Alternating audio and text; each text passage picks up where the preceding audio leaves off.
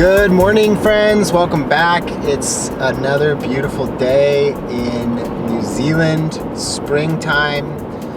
We had some sunshine yesterday, a lot of it, and today we're doing something different. We've been inside the house working our tails off on renovations. Lots of big wins, a couple of pretty big losses there if you haven't seen the previous video, but we need a little break. So we are driving towards the coast here in the Wairarapa and exploring our new backyard. Supposedly, this place that we're going is one of the most beautiful beaches in the entire country. It's actually been voted before as the most beautiful beach in the country, and we haven't been yet. I haven't surfed in well over a month and a half, maybe even 2 months, and I'm definitely really excited to get into the ocean, to get salty, to get a surf in. There's a hike that we're gonna do. We have a really big day planned. Carrie has been in the kitchen early this morning prepping us a delicious picnic, and this place has a really interesting story, some fascinating history. We're gonna dive into all of it right now, so stay tuned.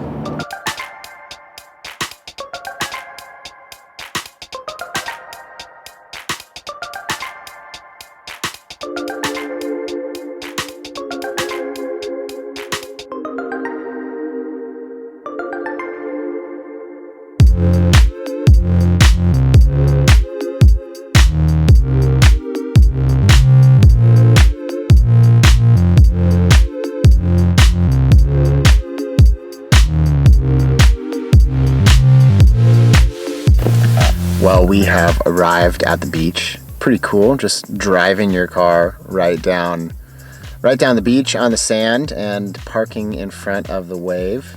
There are a couple of fun looking waves coming through this spot. It's a unique spot. I haven't actually ever surfed anywhere that really looks like this. There's this gap, it's almost like a harbor between two huge rock outcroppings, and a wave comes in and breaks between them. It's very cool. And I haven't been in the ocean for a while. I think I'm gonna have to get in there and give it a whirl.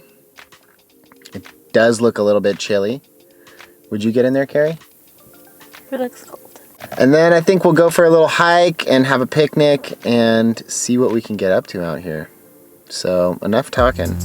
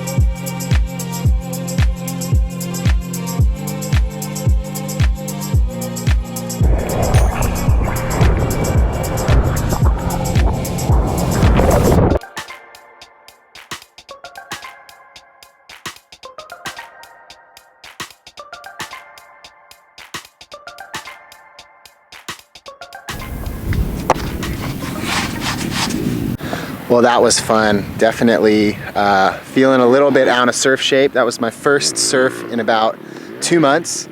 And it's funny how quickly your paddle power goes, but it felt great to get in the ocean, to get salty. And yeah, what a beautiful spot for a surf. Anyways, stoked to be back on dry land. Just threw on a pair of Olukai sandals because spring is here. It feels good to have my feet out in the open air. They've been in wool socks and heavy boots for the last couple of months in winter here. We got a hike to do, we have a picnic to have, and a lighthouse to see, so let's get it moving.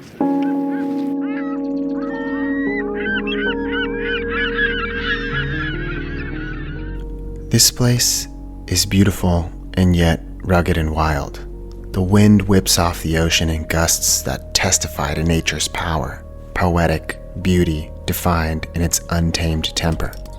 The Maori hold this place sacred, calling it Rangi Whakuama, or the place where the sky runs. It was visited by the great Polynesian navigator, Kupe, who arrived from the homeland of Hawaii, chasing a giant octopus that hid in a cave nearby. According to the legend, the octopus was known to swallow up unlucky sailors. This wild coast still does that, its waters having claimed 31 ships and 31 lives since 1849, which is why the Lighthouse was built. It's the third tallest lighthouse in the country, and it was the last manned lighthouse in the nation. Yet there's something serene and beautiful about it, a craggy enchantress whose magnetism is undeniable.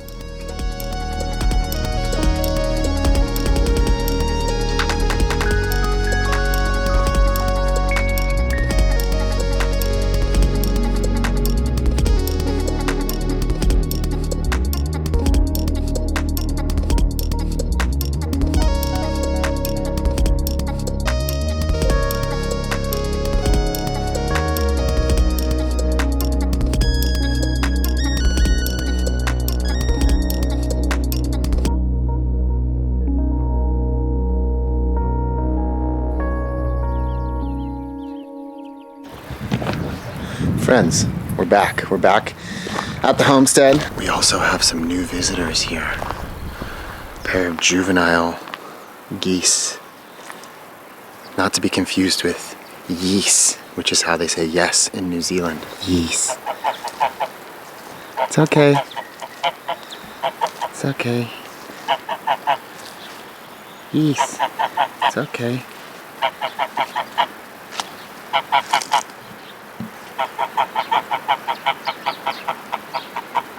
Those are our geese. Geese.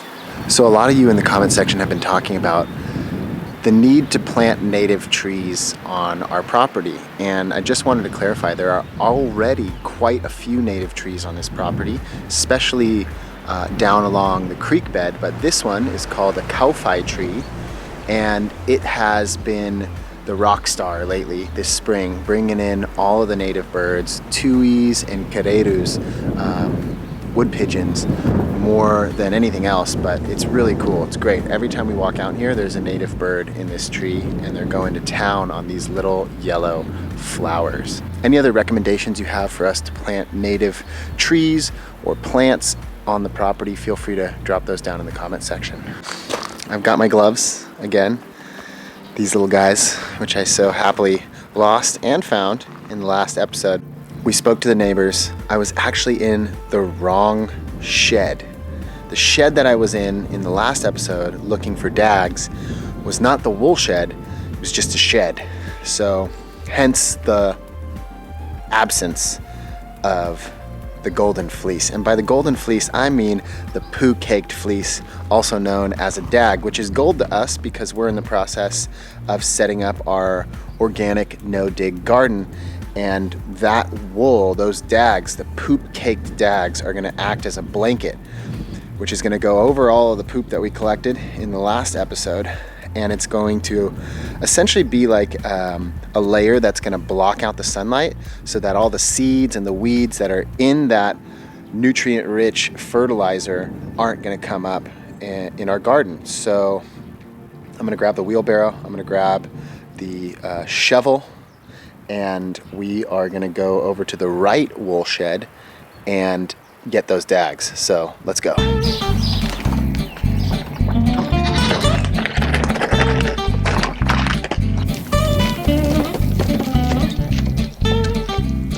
I was definitely in the wrong shed because we have found the dag jackpot. Look it. There are dags everywhere.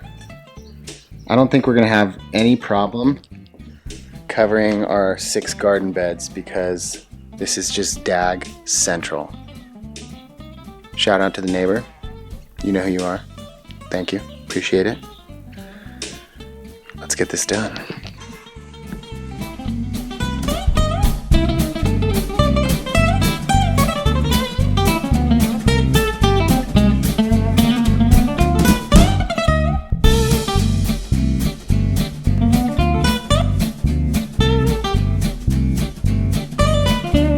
All right, well, that's one wheelbarrow full, so we'll head back to the garden and see how much of our garden beds one wheelbarrow full will cover.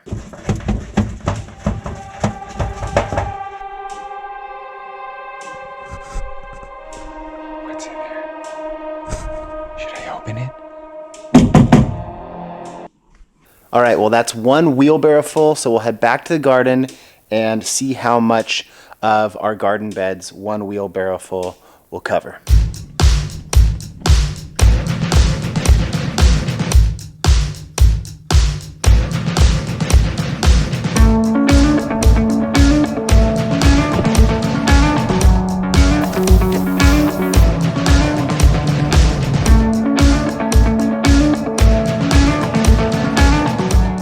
Quickly becoming apparent,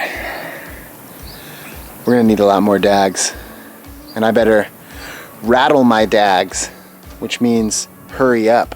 Comes from the fact that when a sheep runs, its dags rattle. Deep philosophical meanings from these Kiwiisms, friends. So I'm gonna rattle my dags. I'm gonna fill up a couple more wheelbarrows full of these dags and get them into the garden beds. Third load of dags, and I just found this tool. Can anybody tell me what this tool is called? Pretty sure I've seen it like in a horror movie. Ah!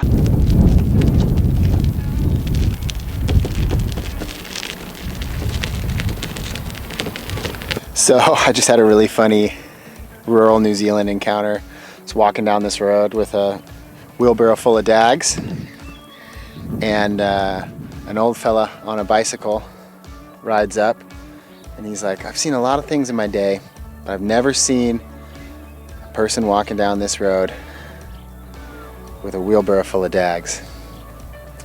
I explained why. He was all for it. We proceeded to have a really great conversation. He's been in the area for 40 years, been all up in the ranges through here, and just a really fascinating source of local knowledge. And I love that little moments like that, little chance encounters can spark great conversations. I think that's one of the beautiful things about country living. People are just, open to having conversations. When you meet a person on a road where there's nobody else, you end up having a conversation. Would love to hear in the comment section if any of you out there have had similar encounters that have led to cool moments and great conversations. Let me know about it down in the comment section.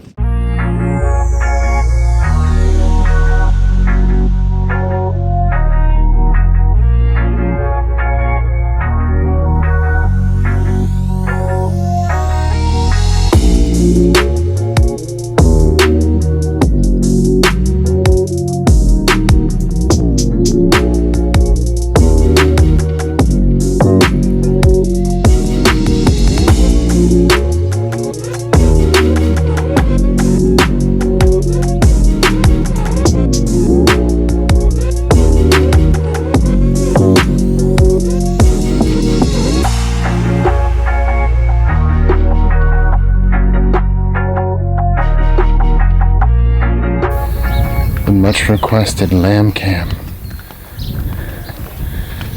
Okay, Wilson. Let's go, buddy. There you go. There you go. So you got a little bit of sun, a little bit of shade. You can choose what you want. Some grass to nibble on.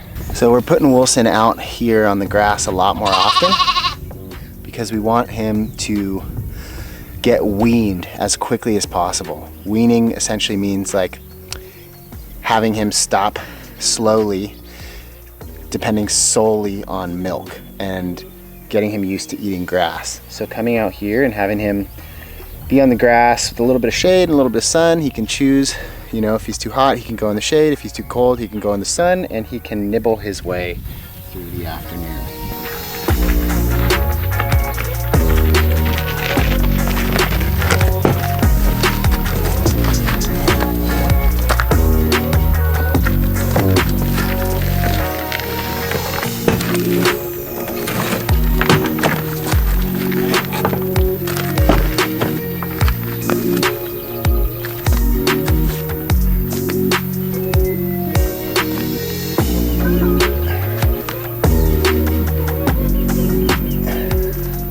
So you want to tuck it in tight because the goal here is to make a light-proof blanket.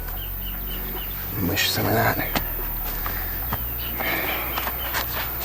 wool down into that fertilizer layer so it doesn't blow away. That's going to starve the light from these weeds. We've already hit these garden beds. If you watched the previous episode, we've already hit these 3 garden beds with manure, which we collected in the paddocks out there. And then we're going to be using these dags to go as the next layer in our no-dig garden beds. And the dag will create a blanket that will essentially insulate and lock out the light. So the heat and the darkness will combine to kill the seeds and the weeds that are in the garden beds already, and also any seeds that might be in the poop, the fertilizer that we collect. You can use cardboard if you don't have access to a shearing shed like we do. That will also be a good source for blocking out the light. We used cardboard in our garden beds back in California, and the difference between the garden beds that we first made, which didn't have any cardboard or any protective like blanket to block out weeds, and the ones we put down with cardboard, was night and day. We spent so much time weeding the garden beds that we didn't do that in, and very little time weeding the beds that we did. So it's one of those things that, yes, it's an extra step now, but that extra step is going to save you a ton of work later on pulling weeds. Okay, well, we're halfway done and feels good. We still got to go and collect fertilizer for the other 3 beds, which we haven't started on. We pulled some of these asparagus coming up from those beds, and they look yummy. These look like good, healthy asparagus. So we'll eat those for dinner tonight. But we need to get coffee grinds. So I'm going to ask our friend Marvin, who runs a local coffee shop, if he's got any spare coffee grinds for us. We also need seaweed, so we're going to have to go to the beach and do a mission collecting seaweed. We also need compost, and we need like mulch for the final layer to go on top of everything. Then we can plant. So there's a couple of steps with no dig, but it saves you a lot of time in the long run. So yeah, earlier today I thought these geese were cool. This goose wants to fight. He's like trying to get all territorial. This is my paddock, yo. What you want, mister? Huh? You want to go? Yeah? Yeah? Yeah? What do you got? Huh? That's right. This is my paddock. You're just a guest here, uninvited. You better walk away. Yeah. This is my paddock, Mr. Goose. You better walk away. Don't make me put the crazy eyes on.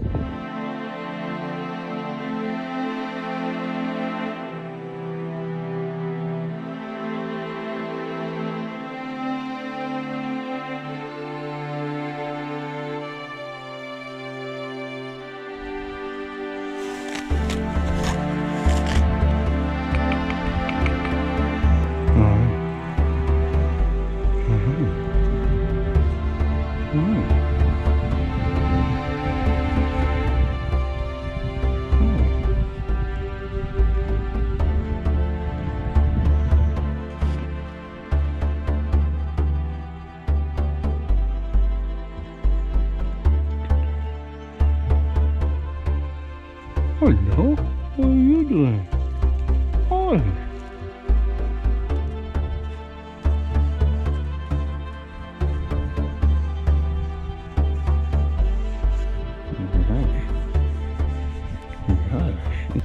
I absolutely love horses. It just so happens to be a couple. So I'm just doing my best to make friends. Yes. Yes, it's okay.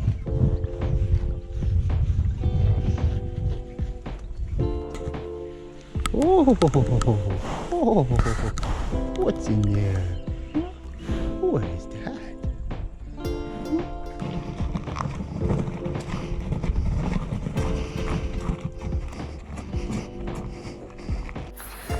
It's been a long afternoon out here and I haven't really been vlogging. I've just been working. Hi, Wilson.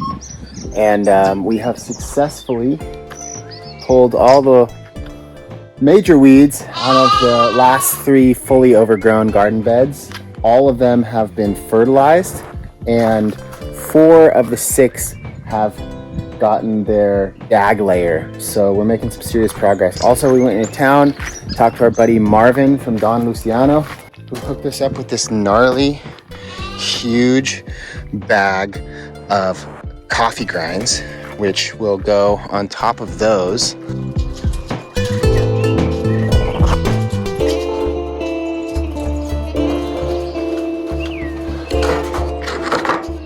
So, a lot of you have been asking after last week's episode of the laundry machine epic fail.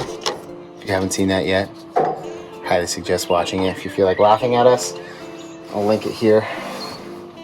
But yes, it's a washer dryer combo, and we most of the time dry our clothes outside, unless it's rainy and cold. And we were kind of backlogged after doing a couple of weeks without any ability to wash our clothes. But now that we're catching up, this little area, which is a covered outdoor shed, there used to be, it looks like a kennel for a dog. We're gonna take that down.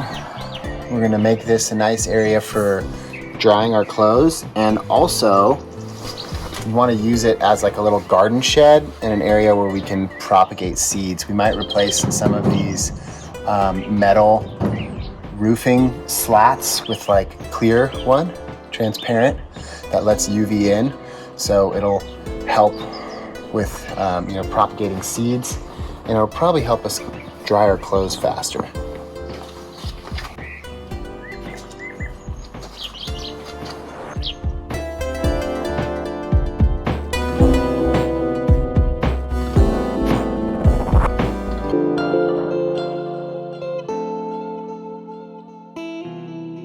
All right, friends, well, I'm gonna call it for this episode here.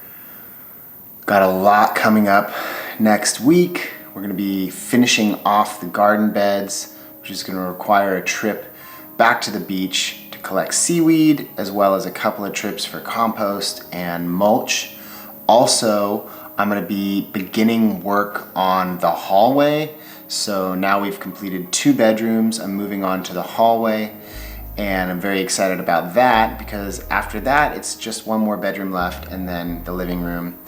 So we're making some serious progress. It's been a fun episode. I'm really enjoying taking you out and about and showing you a little bit of the surrounding region, as well as keeping you up to date with everything that's happening here on the homestead. I'm very grateful for all of you who have made it to the end of this episode.